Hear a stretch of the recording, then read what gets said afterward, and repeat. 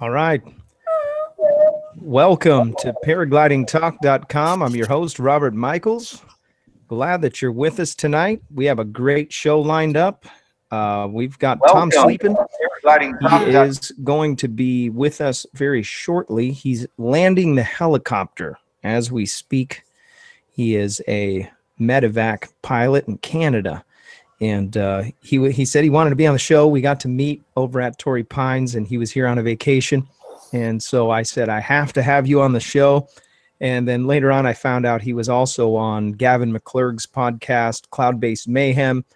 I said, man, we must get him on the show. He's also a part of HPAC, which is the equivalent of the it'd be like the Hang Gliding and Paragliding Association, USHPA for the United States, but it's Canada's version. So he's on the board with them, does some work with them for free flight stuff.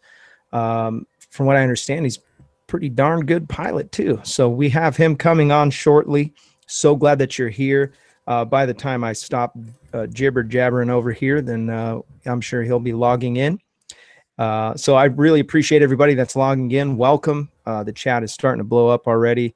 Everybody seems to have just got their notifications that the show started. If you're new to the show, if you're just logging in for the first time, hit the subscribe button. Make sure that you hit the bell so that you get the first knowledge of the show when it comes out. We're here on Thursday nights at 6 p.m. Pacific time every week. And we always have somebody on the show talking about paragliding. This show is sponsored by paraorangeproducts.com. You're going to want to go to paraorangeproducts.com if you're interested in getting some gear, or if you're interested in getting some stuff to make your flying a little bit smoother, making your gear a little safer. And he's even got some stuff to make your flying safer. So go check out paraorangeproducts.com. There's all kinds of great stuff. You can buy wings, you can buy motors, you can get all kinds of good stuff. And really appreciate his support. He's been with me from pretty much the very beginning, and was one of our first sponsors, or if not the first sponsor of the show. And so Larry's with us. He's actually in the orange with the group there. He's joined by a couple other pilots. They're at a fly-in right now. Just to his right or your left is can you turn the camera there, Larry, just a little bit? You guys all know who that is. That's the gorilla. That's right. They got it muted because they're having a party over there. But so glad that you guys are here. And if you've got questions about paraorangeproducts.com, go check out his website, and you can actually ping him here in the chat, and we'll offload those questions to him. And so the show is also sponsored by ppgsmoke.com. PPG Smoke donated 52 of these smoke machines to the show. He wanted to donate one for every episode for a year. Ryan Roberts has all kinds of great stuff for flying. He's got some pretty cool inventions coming up soon as well. You're going to want to stay tuned for that. But each show is set up to where we're going to be giving some stuff away. And so tonight we're going to give away a smoke machine. There's Tom right there. Hey there. What's up, man? How you doing? Hey, good. And so we've got all kinds of things that we're going to be doing with the show. The show is also sponsored by Tri-State Skywalkers. Brandon McLeod is actually with us in this group. I don't know how it lines up, but he's all the way to my left here. He's also one of the moderators of the show. He's also a helicopter pilot, and he's planning on getting into some free flight stuff. We were talking before the show about maybe even some hang gliding, and so I'm pretty stoked about having him on the show. He is a sponsor of the show. If you're interested in creating a group, maybe you have some paramotor friends and you guys get together often. He's got a great strategy to put together groups and flying clubs. If you have any questions for him, reach out to him in the chat. And there's a link to his Facebook group in the chat, or I'm sorry, in the description. So go check that out if you're interested in doing that. And I really appreciate the sponsors. Somebody reached out to me ahead of the show. A guy named Steve reached out to me about possibly sponsoring the show. If you're watching, Steve, I'll get a hold of you after the show, and I'll shoot you an email as soon as we're done here. Tony Boyer is with us. He just logged in. Welcome to paraglidingtalk.com. This show just got better. And so Tom is with us. Tom just landed. By the way, going across, Sean is one of the moderators. And then also we have POC, PPG. Calvin is with us as well. And these guys help out with the moderation and keeping it clean. Keep it classy. So Tom, did you just land the helicopter right now and come running into the house? No, this was me doing daddy duties. Oh, yeah. Nice. Yeah. I like your hat. Yeah, well, that's because of this, or else. That's exactly why I wear this. Then you don't have to worry about it; just covers it right up. Yeah. That's why I don't fly helicopters. Yeah, because you never know what it's going to do with your hair. Helmet hair. That's right. Yeah. Try it with dreads. So, Tom is and I already told everybody all the stories about you. And so if you hear anything that I made up later on down the road, you can just correct it in the chat. Yeah. It'll be you can correct those. I like to make stuff up about my guests sometimes when they come on. Makes it more interesting. Yeah, just make it. And I remember one guy in the beginning days I interviewed and I made up a whole bunch of stuff. And he was like, "Wait, Robert, no, I'm not. I don't do that." And I was like, "Oh, my bad." And then he was like, "Yeah, no, I don't do. I'm not that either." Yeah. I'm like, "Okay, sorry about that." He's just a guy. I don't know. He's not even a pilot. Yeah. Can you hear me? Okay, by the way. Yeah, sounds great. Okay. So, Tom, you were on Gavin McClurg's show back in the day. You shared that with me. One of the episodes there. What do you think about? I'm guessing not a lot of people saw that one. That was only for the Patreon supporters. Oh, so that was kind of for it. Yeah, I guess that was kind of in the background. He started a series. I'm not sure if he's done many since, but he started kind of a series just interviewing supporters. So it wasn't one of his mainstream episodes, but it was like a fireside chat with one of his supporters. I knew him from before that, but I was also one of his first guys on the Patreon, I guess. That's awesome. So that's what I was getting at. What do you like better? My show? No, I'm just kidding. I'm totally kidding.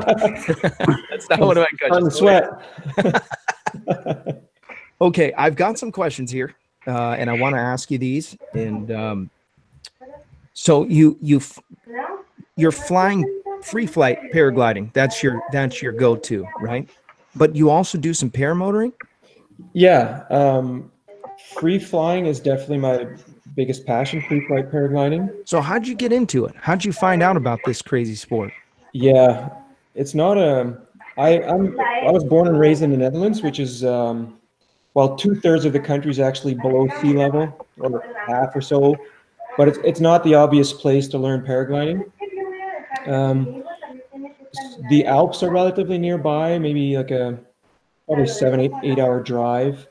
So at the time, I had a girlfriend that was up for anything as well, and we just decided we wanted to do like an active vacation, and we signed up for a P1 and P2 course, like the equivalent of it, and just as a random tryout type of thing, and it stuck with me. I couldn't do it much the first 6 years I was in the sport, just because I never really lived in a location where it catered to paragliding. But I just got in on it on a whim, basically, and then that was in 2002 or so, and then I kind of kept doing it a little bit, as much as I could in the Netherlands. All you can do really is coastal soaring, some towing, or you travel to the Alps. And then I really got hard into it after moving to Canada, mostly. 2011, where I landed my first proper helicopter job, and I started to have time at the time I had time and money and a schedule that allowed for doing it more often, going to sunny locations in the winters, Valle mostly, or Colombia, and then doing it locally in the summers here in the Rockies, or all over the States, actually, initially. Because I lived in Oregon for a couple of years. I don't know if you knew that. I didn't know that. Yeah. I did not. that's where I get my helicopter licenses. I was in the Army in the Netherlands, but not as a pilot. Did some flight training there, but it didn't go too well. And when I got out of the military, I was an Army guy. I decided I wanted to try this flying thing as a profession, and then I moved to Oregon because in the Netherlands it's a bit of a different trajectory to get into professional aviation. Is way more expensive for one, and a lot tighter job market. So I moved to Oregon, got a 2-year visa there, trained up to become an instructor, and that's how that happened. But wait, trained up to be an instructor for helicopters or for free flight paragliding? Helicopters, yeah. Oh wow. Yeah. So what was the main job that you were doing with helicopters over there? You know, by the way, Brandon McLeod is a helicopter pilot. Yes. Hey, Brandon. Yeah. Hey, buddy. Yeah. We talked a couple times, Brandon and We have. Oh, nice. Man. I recognized when I saw you were going to be on here. I was real excited. So. Yeah. I ended up buying that Gin Falcon, but we can chat about that later, I guess. That's right. That's right. Yeah, buddy. Yeah. What is it? That's a wing? Yeah. A paramotor wing. Oh, paramotor wing. Okay. Yeah. So you do fly a paramotor. What kind of motor do you have, and what do you? So you're obviously. That's out of sheer desperation because I have so little time to go out to the mountains, and I live east of the Rockies, but it's still really it's a 7-hour drive to get to a good flying site, and the season 7. Yeah. Oh and my word. The seasons here are so short. Really, cross country season is in the prairies. You can get away with April sometimes, but May and then June, July, and then August it starts getting really stable again. So it's a very short cross country season. And so I tried to prolong my paragliding season by buying a motor 2 years ago now. And so I'm just doing it to get more airtime and try to keep my maneuvers up. You know, I motothermal as well, I guess would be the word. So I just did it out of sheer desperation to get more airtime because free flying in the prairies here with those distances to good sites is hard to come by. So Tony it's kind of Boyer. like you're giving the throttle and cheating for a minute, Yeah. and then you let off, and then you just fly like Yeah. It works. Awesome. It works, and I've been asking Kylo about it and Eric Farewell, and like why isn't there more available about this? You know, why aren't more people doing it? But it works, and I hope it's going to grow, and I'm going to try to do more of it. The paramotor para camping, I guess, you know, with a little tent on your, just like Tucker and stuff. Yeah. But yeah, that's just how I try to get my airtime. That is an interesting topic. I remember when I first started flying, I reached out to Tucker Gott and I said, "Hey, can you do a show or do a video where you maybe get up into some thermals with your motor?" And he said, "I'm totally going to do that," but he hasn't done it yet. And I thought, I don't know if it would work. Maybe your wing isn't designed to glide as well, and maybe you can't carve very good or core a thermal. But I think that kind of changes the game a little bit. If you can thermal, oh yeah, you can probably go way farther than you would because you'd run out of gas normally. Oh yeah, and that's always the fear. You can only go so far. But if you've got that and some gas, you could probably break some big records. Exactly. As far as how far a human can fly. Yeah. No, I think that's totally within the realm of possibilities. Especially, motors are getting lighter, more reliable. Like I've got the Scout and the 185 Moster, but that combination with the Atom 80, that thing will sip fuel, put that on a light maneuverable frame. Gin these days, and the Scout too, but Gin already makes a pod type of harness for your for the paramotor. So I think I hope that's going to really take off in the next few years. But I've done flights on the paramotor 4 hours in the air, 2.5 hours of which the motor was off, and wow, just thermaling, full on thermaling. The feeling was different. I was doing it with my regular cross country wing, which now I was heavily overloaded on. So, the feeling on the brakes is different, and I had to get used to that a little bit. But at the end of that flight, I didn't know any better. And I got so used to it that my first free flight after that, I thought, hey, these brakes are so soft. But this time I was in the weight range. So yeah, I'll be buying a bigger wing just for that purpose, paramotor thermaling. Yeah, and then if you have a motor that sips, or if you have a good day and some tailwind, you can do some big distance for sure. Out here in the prairies, nothing's stopping you other than, well, nothing, power lines maybe, but that's it. Yeah. Wow, what a trip, man. 2 hours in the air. See, I don't know really what's the longest you can kind of fly around on a tank if you're just motoring around. You paramotor guys So wouldn't that know. really depend on the size of your wing. I guess the size of the motor too. But on my motor, like I said, the Scout 180, the 185 Moster, I can do 4 hours on 12 liters, no problem. If I fly my free flying wing, if I fly my smaller paramotor wing, it'll probably be gone in 2.5, 2 hours. But yeah, others can probably, like Brandon or might be able to tell you more about that. Interesting. So I want to talk a little bit about what you've crossed over. Now you've got quite a bit of knowledge now on obviously an instructor status for flying helicopters. What did you transfer over from flying helicopters? Yeah. Maybe talk about safety pre-checks, things like that. What have you brought to paramotoring, and what can you bring to free flight and make us all safer? Yeah. Well, I don't want to open up the whole can of worms about whether to self-train or not, but to me, being trained in anything that has to do with aviation is logical. It just makes sense. I felt quite, like you said, like I've been in aviation for quite a while and kind of know, I think I know, the insides of the industry a little bit. But when I did my paramotor, when I wanted to get into paramotors, 2 years ago, I felt I needed training to do that safely. And I'm glad I did. On day one, there was oodles of little tips. Like I showed up with a hoodie and it had a pretty loose hoodie on it, like a hoodie sweater, and I had a pretty loose hoodie on it. And that thing was loose enough to definitely go into the prop. And I didn't think about that, showing up because free flying, you often have hoodies, to keep your head in the shade or keep it warm or whatnot. And there were countless of these little things that, even though I've been in aviation for 20 years now, I could have gotten hurt just by wearing this, stupid hoodie on my paramotor. Wow. So training to me and aviation are just, they just go together.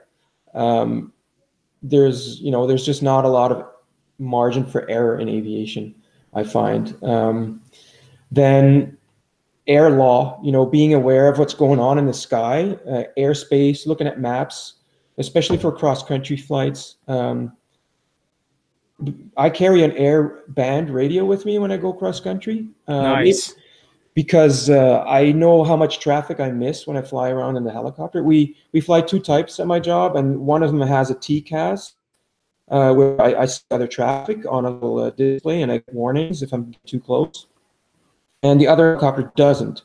And I know from flying the other helicopter how much traffic I miss on a regular basis just because I don't see them. Even when you're looking for traffic, it's very hard to pick up aircraft, helicopters, and whatnot, or airplanes and helicopters. So I'm not really comfortable if I go cross country and I don't carry an airband radio where I can announce my location or listen to other people doing so. Following air laws is also kind of a no-brainer for me, and airspace regulations and things like that.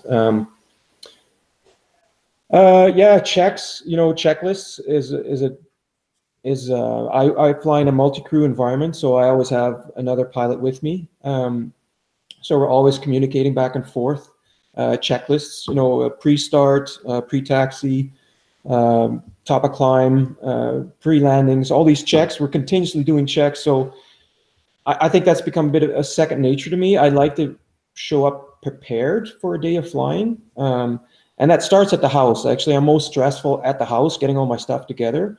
And then when I show up to launch, usually I'm pretty dialed in. I have it all organized, and I have my little checks as well for takeoffs. like launches on the paraglider. Yeah, those things are. I don't do a lot of willy-nilly stuff when it comes to paragliding. Just I think because it's so second nature to me in my normal job. Cross your T's and dot your I's. I mean, not to say that I don't make mistakes either, because adrenaline does flow. I think free flying is way cooler than flying a helicopter, and the excitement I feel under a paraglider is, in general, is a lot higher than in a helicopter. So yeah. Does that answer your question? That is awesome. Did you hear what he just said? If you weren't paying attention, he just said that he likes to fly paramotor or free fly more than flying helicopter. See, because in my mind, I'm like, yeah, flying the helicopter is going to be way cooler. But the perception, you can see everything. Especially with free flight, you got nothing behind you, nothing in front of you. You can just kind of lean over the side. Look, especially when you're hooking a thermal and you're just kind of looking down. Oh, I love the feeling. It's incredible. And you can't fly with birds with a helicopter. I got to yet see somebody put a helicopter in a book bag and walk off. Yeah.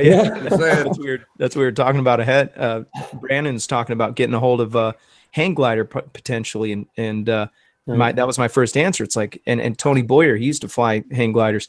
It's like, man, you want to lug that thing up the mountain? You can do it. You better be frisky. Technology's just gotten too good in paragliding. Exactly. Aircraft on your back. Yeah, man. It's Tony. So Brandon, Tony, Brandon. I don't know if you guys met. Yep. Brandon. But Brandon's thinking about getting into hang gliding, and he asked me, "What do you think about that?" And so I want to ask Tony, coming from hang gliding to paragliding, what's your answer to that question? Yeah, I mean, it's just another time commitment, really, right? And a convenience thing. You know, for me, it was a time thing, and so the paragliding, the entry to the sport is a lot easier, you know, logistically speaking, with a paraglider, just by virtue of the size, right?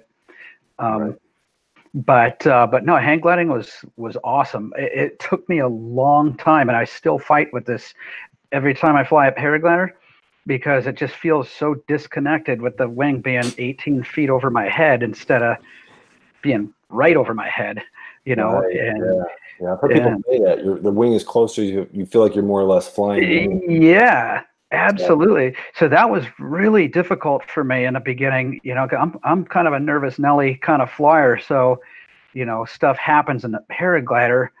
You know, stuff that would make me giggle in a hang glider and a paraglider, I'm just like practically reaching for my reserve handle, you know. But now hang gliding was just awesome, and if you have the drive to do it and you know, the tenacity, I would absolutely 100% recommend going for it. It's so much fun. Yeah, I definitely want to give it a try. Definitely want to do it. Now, do you fly in sportier air with hang gliders than you would paragliders, or is there a difference in the air you would fly versus the two? You know, when I was flying hang glide, it's funny because I'm finding myself backing into stronger air in the last year or so. And then, like, especially this year, I'm going to fly in some very similar air. But back when I was hang gliding all the time, paragliders typically didn't fly in the middle of the day in Southern California. That's when the hang gliders were flying. And so, you know, our day would be ending, you know, when the paragliders would be showing up, you know, for glass off type conditions. But now today, man, the paragliders are just going bigger than ever before. So that's been interesting to see. But I definitely felt safer in the hang glider, without question. And that's probably just a me thing, but I'm still working on it, man. Yeah. So, Tom, you're a part of, they call it HPAC, I assume? Yeah, HPAC. What's your role in that? And what would you say? What would you say that you've contributed so far to the organization? Yeah, so HPAC is the Canadian version of USPA, right? Right. And I think what you're referring to is I used to be on the board. This is until at the end of last year. I finished my second term there. So I did it for 4 years. I was I think you guys may also call it a regional director, or I'm not sure what you call it in the States. Yeah. That sounds about right. Yeah. I think there might be a different term, but it doesn't matter. Yeah, so roughly each province in Canada, same as a state in the US, has their own regional director, and the regional director represents their members, their provincial members to the board, upways, and then downwards represents the board to the members. And there's a lot of it is decision making on where to go with the organization on a national level. As the regional director, you try to also, have a positive effect on the sport locally. There's not always local chapters, local clubs, like especially in the prairies here, there's not many people that fly hang gliders or paragliders. And for your reference, HPAC in Canada has about 1,000 to 1,100 members. And I think you guys have more like 10,000 or so in the States for USHPA. I don't think it's that many. Okay. And yeah, so 2 years ago when I started flying, there was only 5,000 registered pilots. Oh, wow. I was going to say somewhere around 5,000 to 7,000, Mark, right? Yeah. Okay. Oh, okay. So of our 1,000 to 1,100, we have about 60-40 split paragliders, hang gliders. And then it's the usual stuff, you're an intermediary between the landowners and the National Association. You try to encourage, the sport locally through media, social media. You try to answer a lot of the questions that members have. There's generally quite a bit of a distance between the board or the National Association and the members. A lot of members just look at the cost of membership goes completely towards insurance, and other than that, they don't really want to know too much about what goes on at the board level.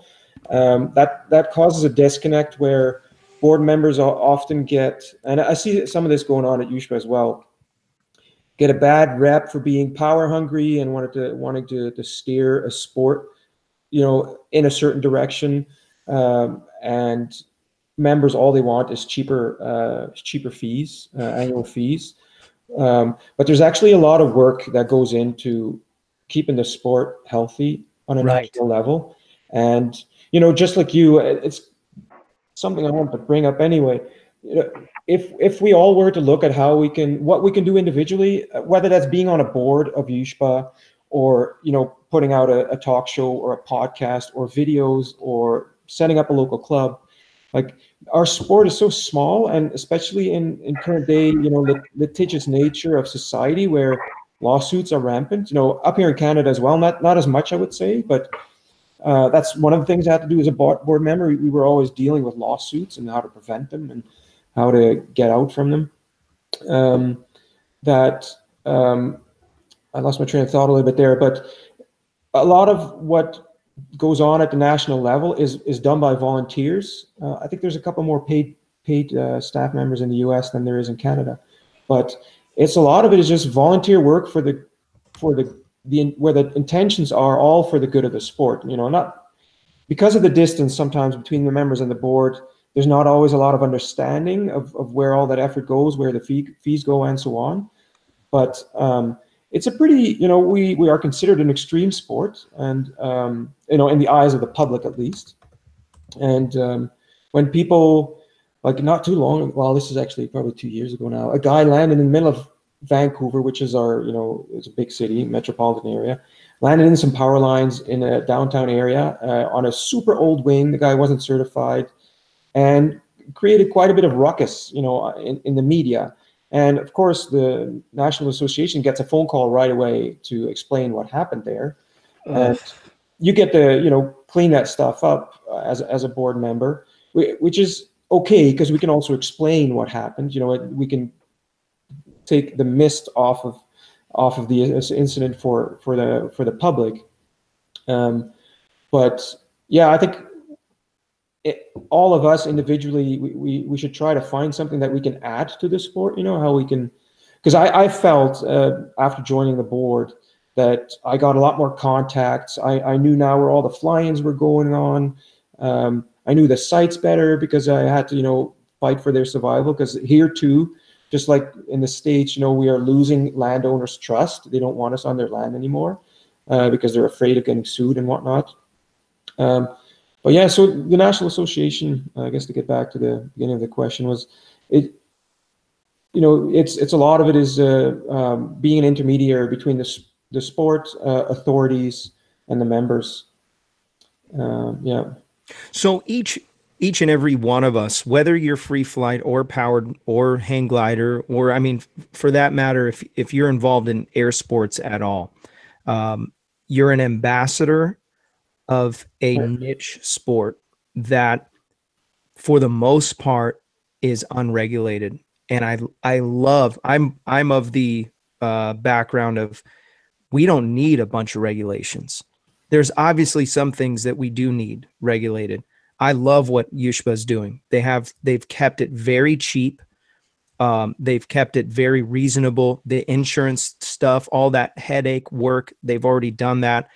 There's a guy that takes care of the local chapter here, Steve Rohrbaugh. He takes care of all the details for the San Diego Hang Gliding and Paragliding Association. Nick Hawks is now helping with there's a whole group of guys that take care of all the fundamentals. But it's, as we are a part of something that is so precious to us, right, there has to be some investment. And if it's just your $40 for your membership or whatever it is, or I think USHPA's what, $150, it's worth every penny, because we can keep the sport right where it's at. And if we end up, like you said, having to get on the phone and talk, please don't let the phone call come from the FAA. Right. It's like we're not even on their radar, it seems like. My hope is that maybe there's a bunch of guys that actually really enjoy free flight, or they maybe have some paramotors in their garage and they're like, yeah, we don't want anything to happen. But, we really have to be, this is a sensitive thing. Yeah. And I've said that over and over again, but each of us have to manage not only our own, goofy ideas, but it's a great idea. Like you said, give back, invest something. I was talking to Phil Russman. He's been involved in the sport for so long. And we had this long conversation about giving back. And he's like, we were talking about, why do you continue to teach? He can't help it. If somebody's there, it could be a P3 or even a P4, he'll come up and be like, hey, I want to help you with something. And he'll teach you, even though, he's not getting anything out of it. And I asked him about that, and he's like, I just want to give back. Right. And that needs to be your heart when you're talking about flying and keeping this thing the way I think it is. so. And it doesn't have to be big. Like, not everybody needs to be a board member or start a podcast or things like that. But it could be as small as, instead of being very critical on social media before having all the information, instead of venting online on Facebook or whatever, call your board member, call your local guy, and ask him about the specific topic you're worried about, and get his side of the story. Maybe a bit of the background, instead of creating this backlash on the internet where you may not have all the information. And just making that little click could be a very small way where you can help out the sport a little bit. But just that is such an excellent point. Excellent point. We're so quick to get on the internet and keyboard warrior up. That is you would never say half of the stuff you would say face to face. Well, some of you might, but right. That is a really good thing. And plus, it's just like in the regular world, there's certain things that you would pick up a phone and you would and have a conversation because it's not recorded, but don't put it in an email, or don't put it on the internet where it's a comment or something on a video or whatever, right? Because it's locked in place forever. And good point, man. What I always wonder about when that happens is, what do beginners think when they see comments like that? Right. Somebody might have been in the sport for a while and may have been a board member even, or whatever, and feel comfortable discussing things maybe overly critically on social media, but when a new member or somebody that's thinking about getting into the sport sees stuff like that going online, I wonder, if they might not get an overly negative sensation about the sport or the social culture we have, which is actually very friendly, I would say, in paragliding and paramotoring. Like in general, everybody can really bank on each other for help, right? I really find that very cool about our sport, how a beginner in general can walk up to, a super expert and get the latest on, hey, how am I supposed to thermal here? I find that very cool, but so yeah, just a little bit more of a filter. Try to help the volunteers out, not just on the board, but I see you guys in SoCal area do a lot of clinics and stuff. I think you guys did some paragliding first aid and things like that. Those are excellent. Like that's you say that's golden, right? That's super good information for not just bonding. Obviously, the information itself is super handy to have available when you go out paragliding, but things like that, whatever you can contribute, it doesn't have to be big. Even if it's just setting up a little fly-in, or hey, in our case, in the winter, we sometimes meet just to go out for beers, chat a little bit about our, tow season coming up or whatever, just to create a little bit of a bond again, so that we didn't forget our faces next time the weather clears up. Little stuff. Yeah. We're up to halfway mark. We're going to do a little giveaway here. We're going to give away a Paragliding Talk sticker. By the way, I have a t-shirt I still haven't mailed out yet. I don't know how it happened, but I slipped through the cracks. So Skylar, I apologize, but I am sending it soon. I'm probably going to send out two at the same time now. So I'm going to give away a shirt tonight. A t-shirt, paraglidingtalk.com t-shirt and a sticker. Oh yeah. Oh yeah. Isn't there a guy that won like 2 or 3 times in a row? there's who was that guys guy? that got lucky. A few guys. That guy. Yeah. Those are the guys that win the lottery a couple times. You're on one side of the spectrum or the other. You're the guy that got struck by lightning twice, or you're the guy that wins the lottery twice or whatever. But whatever. I didn't say that. What didn't I say right? Starfighter. It works kind of like, how we got 95 people watching right now. We have a whole total of 35 likes.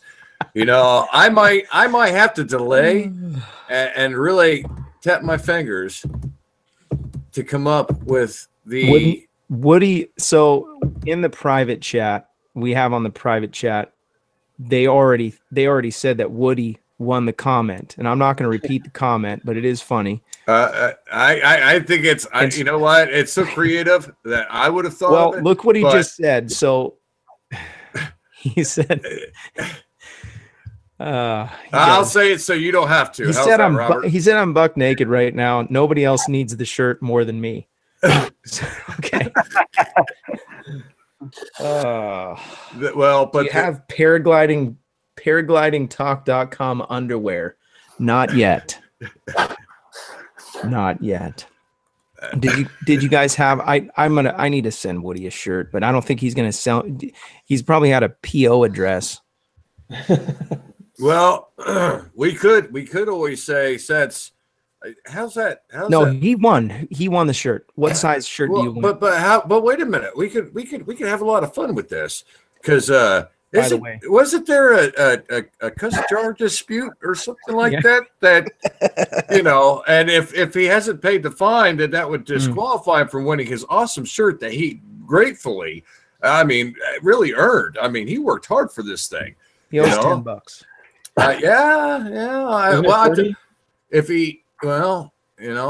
That's a good question, because of interest. Yeah, there is some interest involved. Look, he disappeared. I figured it'd probably run him off, but he won the shirt. But I gotta kind of. Congratulations! My wife just chimed in. She said inappropriate. I knew it. Congratulations, Woody. Woody, it's $10. You owe $10. You cussed on the show, you owe $10. And you get a free shirt. Yeah. An awesome free shirt at that. I mean, granted, okay, I gotta admit, it's not as soft as Tri-State Skywalker's shirts are. I mean, if they made underwear out of those, that'd be awesome. But you know, it's I'm proud to wear mine when I go out in public. I'll tell you that. All right, give me another winner, by the way. Give me another winner for the sticker. You know what? That's a good one. Brandon. Well, I think you had a really good comment too, Sean. No, I think you did, buddy. So maybe you should win a sticker for what you said. Do you want to tell them what you said there? That was the winning comment, or what do you want to say? Hold on, I gotta look into this. You know what it was, right? I've got 2 chat bars going like this all the way down my screen, so I gotta catch up here. Have you ever won anything, Sean? Have you ever won anything on the show? I have. This guy gets all the good stuff. I got some good stickers Larry from sends him pens. Yeah. Yes. And stuff sacks. Hey, look at this. A pen pusher here, huh?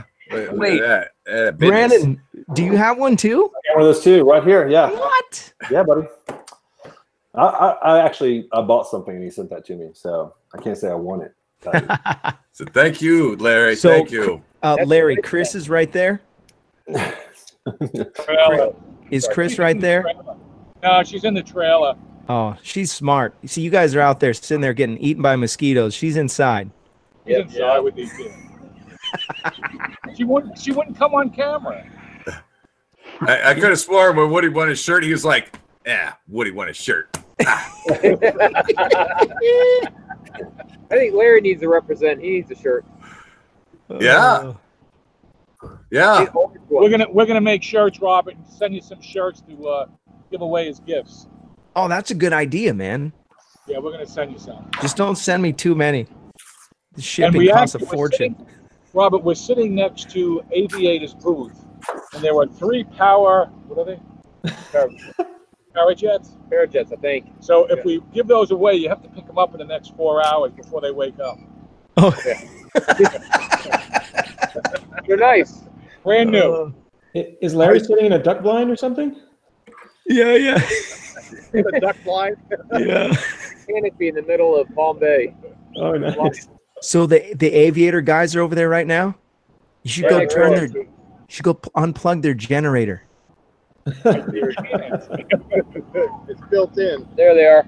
Oh my gosh! Yes, I see those guys. There's some crazies. There's some crazies. That's them. They're probably in there watching the show too. We've got you on a big PA speaker here, so everybody can hear you. The gorilla just flashed everybody. Oh, there you go. Woo!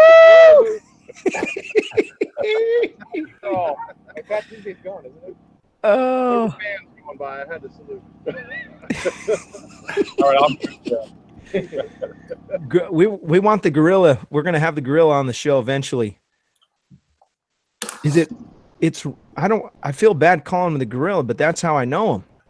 No, his real name is Rick. I know. He's been supporting the show since the NAM War. He's one of gorilla. Yeah. Go by gorilla. Everybody sees me, they say, "Hey, gorilla!" I say, "Yo, what's up? What's up, baby?" Yeah. Love it. I love it, man. I love it. I love your channel, man. You have a great channel. Thank you, man. Always a good attitude. Always some good content too. Awesome, man. Thank you, guys. Thanks for your support. Yeah, we're gonna blow that thing up, man. 10,000 is right around the corner. Yeah, baby. Yeah. So, Tom, we've got some good stuff going on, in as far as fly-ins and different things. What did you guys do over there that you would say was the more important aspects of what do you call it, HPAC? And I want to just kind of touch on that a little bit, and then we'll talk about some of your adventures. HPAC is and has been working a lot on increasing the standards of flight training.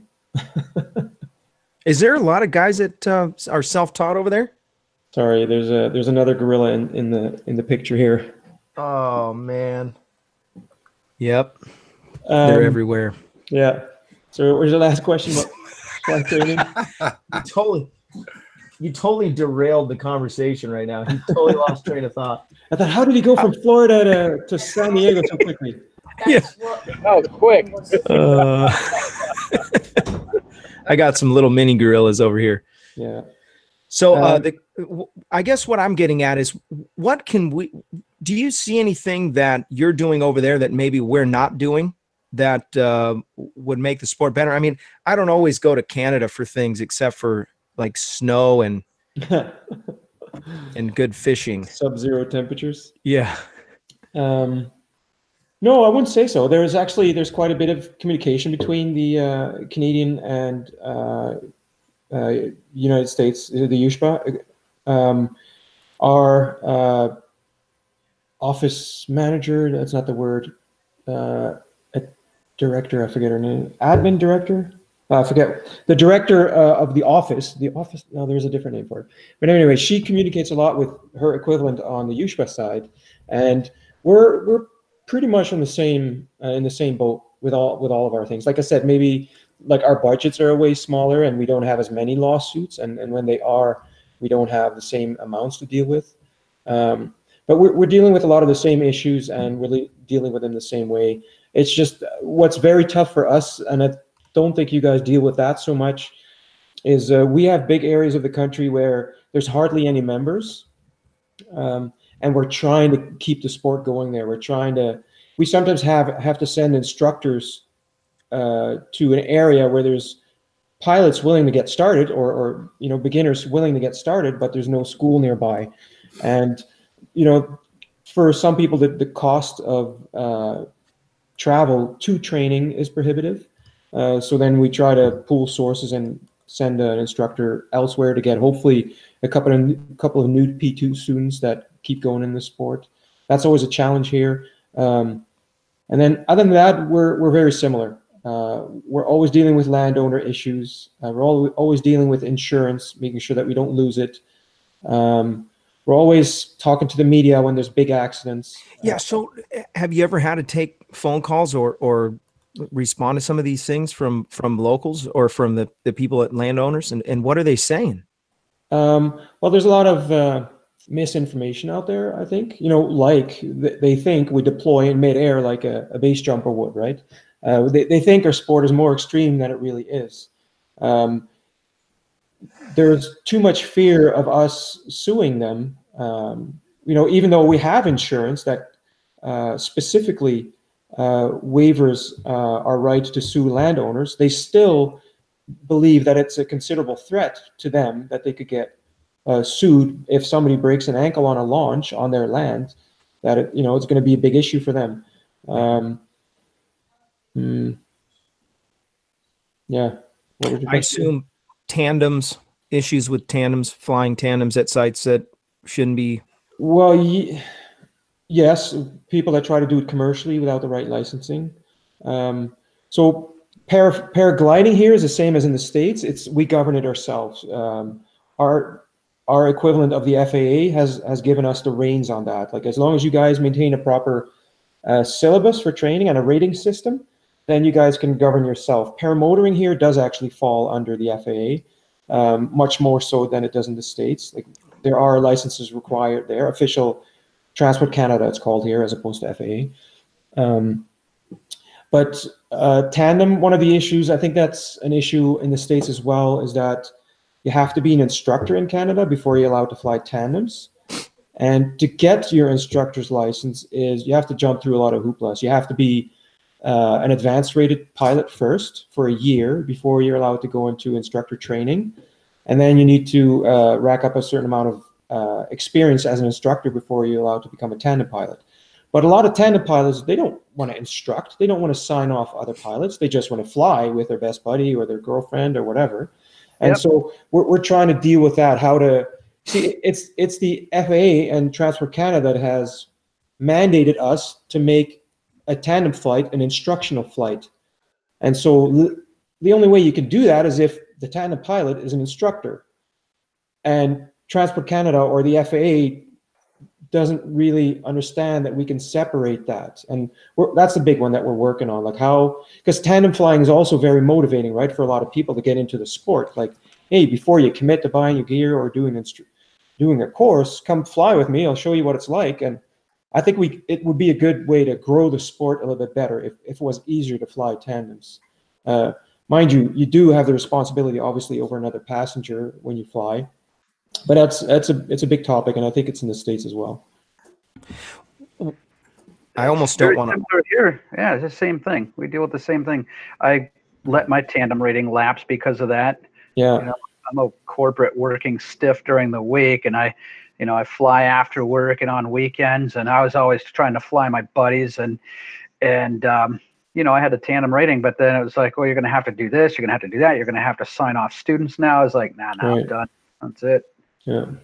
Wait, you mean when you signed me off, that was no good? Yeah, that was pretty much useless, but look at you now. You haven't got your own show. Welcome. I'm just kidding. Totally kidding. Funny thing is, he's serious. My name's on his card. Show him. Show everybody. Let me get the card out. Hold on. Yeah. I don't think my instructor's name is on there. I'll write it on there with a pen when I see you next time. Oh yeah, you forgot to sign it. The line's right there. You forgot. Yeah. I'll take care of it. It's legit. So you have to have to fly a paramotor, you got to register with the FAA or the equivalent? Your paramotor needs to even be registered just like an aircraft. Like I have an official C registration number. In the States, it would be an N registration, N whatever is on the tail, of your aircraft usually. So we need that here for the paramotor too. What the heck? So we have like the Department of Motor Vehicles. You can go and get tags for your. So you got a place that you have to go with your aircraft. Yes. Sometimes photos suffice. Like you'll have to. You need to get your registration. Well, first you have to apply for a tail number. Then you get it assigned. Then you have to get that engraved on your aircraft, on your paramotor somewhere. Send it in. Then get an official airworthiness certificate for your paramotor. That's mostly just paperwork. Like you will get through that. But then you also need to get an official license. It's a ultralight license restricted to paramotors. So you have to go through, I'm not sure what the ratio would be, but you have to go through a lot of steps that a regular airplane pilot would have to as well, just to get your paramotor license. And it's pretty watered down, like it's very doable. And if you already have an aviation license, then you get a lot of discount, like shortcuts. Having a helicopter license, all I had to do was do, I think, 25 takeoffs and landings, supervise or something. Still. Oh yeah. That's crazy. Yeah. And then you get an official Transport Canada or FAA pilot certificate, ultralight restricted to paramotors. Oh, I don't like that. Yeah. Oh, I bet you. Yeah, you need to come to the States. Yeah. You got to get out of there. Yeah, I see some of the stuff like on Tucker's videos and even Kyle's and stuff, and I go, well, I don't think that would fly here, but no pun intended. Yeah. Literally. Yeah. What a trip. I had no idea. Yeah. I keep thinking of the song on I hate to reference South Park, but Blame Canada. Yes. If it ever goes down here, it's because of Canada. Oh, there's so many funny Canadian references. Yeah. Also, not American Dad. What's the other one with Stewie? Family Guy. Family Guy. Yeah. And you know what's funny? I don't even watch that. I don't even have a TV. Me neither. Family Guy. You're missing out. We ain't got time for that. Ain't nobody got time for that, Tony Boyer. Oh, trust me, you do. I can't believe you're not mountain biking right now. What are you doing? Legs are torched from yesterday. Oh, that's what it is. And we're going Sunday. Connor and me and whoever else would Steve like to. Reno. Steve Reno will most likely be there. I sure hope so. Yeah. Should be hilarious. Wow, that is a trip. I had no idea about that. That is a horrible thing that you have to get your. It's like. So do they actually inspect your gear, your motor and stuff? I have not heard of that. Did you say that you have to send them your gear? No. You have to send them proof that it's registered with an engraving of the tail number. Which is not that hard to do. They put it on the wing. Well, so I have the Scout, which has quite wide hoop, you know, and that has the tail number. For me, it's India Lima Fox Zulu. And when I call over the radio, you know, it's like I'm another aircraft. Most pilots will go, "Ooh, you're flying how fast? And you're up and down high?" You know. Yeah. Other people don't really get it when I say ultralight India Lima Fox Zulu, but yeah, it's pretty legit in that sense. It's not as free for all. Which in the prairies, I know there's people that don't do it and get away with it because there's a lot less oversight there because it's so sparsely populated, and it's so easy to get away from airspace and congestion there. So what do you tell a guy that you find at a site trying to self-teach? You come across it because this conversation came up a few different times, and there's guys that are self-teaching, there's guys that are out there that are doing, which it's a horrible idea. You're going to end up probably hurting yourself when you don't need to. But you're part of an organization. What do you tell that guy? They're watching, by the way. Yeah. You know, like in free flying, self-teaching doesn't happen here. It's kind of contradictory, actually, because in paramotoring you have to. In free flying, you don't officially have to, but in paramotoring, I see it more self-teaching. I try to help as much as I can to make sure they don't get hurt. You know, I'll slip it in there somewhere, like, hey, there's a school over there that you might consider, or, you know, these are the things I learned and I had a lot more experience. But, you know, in the end, I'm not going to be preaching the whole time at all, because to me, it's more important that I mean, yes, like I don't want to scare somebody off. I do want to have another flying buddy on my block, you know, so I'll help them out as much as I can, but nothing official, obviously. But I would definitely try to encourage, hey, consider training. Because I really believe that there and it exists here, that the compassion for another pilot or somebody that's wanting to get into the air, and somebody shows up, and it's happened to me, and where a guy has approached me and said, hey, I'm looking to learn and I want to get involved, and I'm here and I have a wing and I want to kite or whatever. And you know, I'm always, the easy answer is always to like, yeah, just, you know, get away from me and go get training and come back when you've got a rating. But let's go back, rewind to the beginning days where we're flying more dangerous equipment. We had less knowledge on weather. We had less information, and obviously less people piloting aircraft. Do you think that it's a good idea to just stop and tell the person, you know what, forget it. No, do not do this. Go get training, and create some kind of like a self-managed thing where it's kind of like we protect the sport and we say no? Or do we just bring them in and try to nurture them into the sport and try to you know, just direct them to somebody that's with the group, or try to help them slowly along? I just want your opinion, your grasp of that. I have my own opinions. So what are the two options? One, just either flat out regret, not talk to them. Just shun them and tell them, if you don't go get your rating, you're gonna close down you're gonna kill yourself, and you're gonna close down our site, or you're gonna get hurt and you're not gonna be able to fly anymore, and you're stupid, and that's enough. Well, and go get trained. Or do you say, you know what, like you said, well, flying buddies are hard to find. Depends a bit on the situation. So I've done both.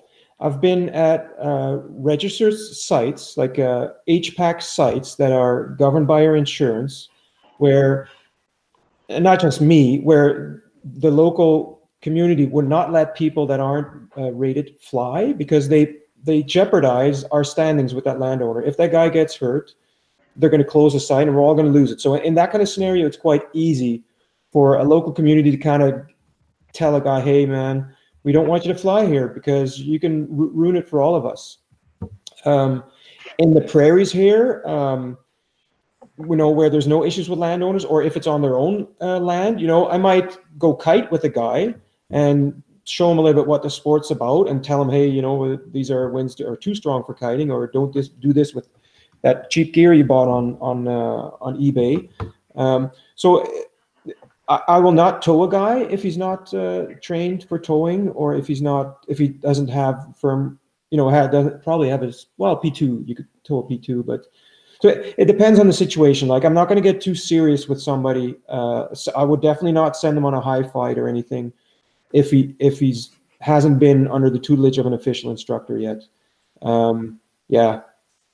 But well, I'll do anything I can to the point where he becomes dangerous.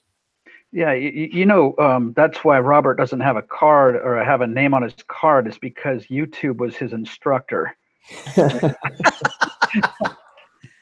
That's what drew me to hang out. Moderators. I thought it was the funniest thing ever. I'm like, this guy is definitely. You mute him. Mute him. Silence him. I was like, wait, who's your instructor again? Oh yeah, you're definitely on my team, pal. That's hilarious. Like, one of the things I do here, and that's just an example, some of my buddies here, they're rated P3, but they don't have the endorsement to fly into airspace. That's a separate endorsement here. But they're very good pilots, and they're always breaking airspace. So what I'll do is I'll load airspace on their GPS, and I'll tell them, hey, listen, this is how you can avoid it. This is the airways that you've been flying through. This is how you could have stayed out of that one over there. So I'm also encouraging them to take the exam and get the endorsements to fly in airspace. But in the end, I can't take it for them. Well, I'm sure they would want me to, but so I'll try to coax them as much as I can. Like I said, put airspace on their GPS or whatever. But in the end, they got to understand themselves that, yeah, maybe this is a good thing to do. And yeah. So in aviation in general, right, the pilot in command, you have to take your own responsibility. And I'll do as much as I can to encourage them and show them why and all that. But in the end, it's out of my hands. I think that's great. Well, we have a winner tonight for the PPG Smoke. By the way, this show is, I was thinking about how I can incorporate the commercials. This show is brought to you by paraorangeproducts.com. Go to paraorangeproducts.com for all your paramotoring needs. Is that pretty good? I'll work on it. Creepy. That was like Gilbert Godfrey of advertising. Sean has the voice. I was considering having Sean do the commercials because he has that deep voice, but you got to get one of these microphones, and then we can have some setup. Oh, by the way, I remember this. There's a few announcements. One, paramotor. Wow. Podcast on iTunes are now available for the show. Cue the sound effects for clapping. So I've uploaded a handful more, and I'm just doing a few at a time because it takes me like 20 minutes per episode to load them, because you got to download them, change them, put them on. Anyways, they're on there. And eventually all of them are going to be available for that. The other thing is Instagram. There's an Instagram for the show. That's in the description. This show is also sponsored by Tri-State Skywalkers. You need to be a part of their group, or if you're going to create a group, like them, connect with them on Facebook, connect with Brandon McLeod. He's the one that got us these shirts going. And if you, Sean, show the back of the shirt so I don't have to put my back to everybody. Check this thing out. Resurgence PPG. Oh yeah. Look at that Vanna White and woo. The gorilla's wearing one. Look at him pointing at the gorilla. I can't believe he flashed us earlier. That was fantastic. But you know what? He kept it on. So that's double points, you know?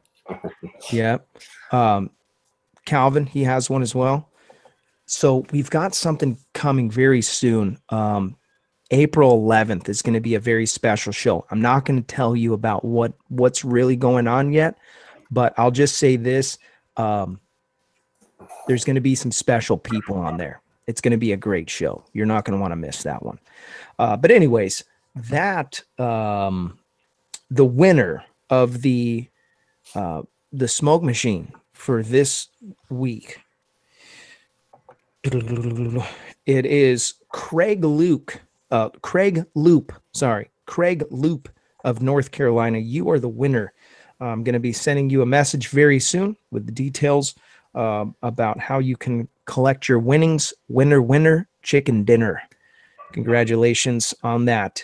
PPG Smoke, the disclaimer is that you may void your warranty on your motor if it's brand new, so be careful with that before you go drilling holes into your exhaust pipe. But nevertheless, you are the winner. Congratulations. Is Craig in the chat by any chance? If he is, congratulations. Next week's show is going to be a good one. Kyle O's coming into town. We're going to have a great time. And then the following show is going to be with Predator Paramotor. You're not going to want to miss that episode. Those things all can be found on paraglidingtalk.com. If you're interested in supporting the show and keeping the show going, or maybe you're interested in sponsoring the show, maybe $1 on Patreon or $1 on PayPal. Maybe you've been watching the show and maybe you've got some things out of it. Finally, maybe one of the shows have taught you something. Invest in the show.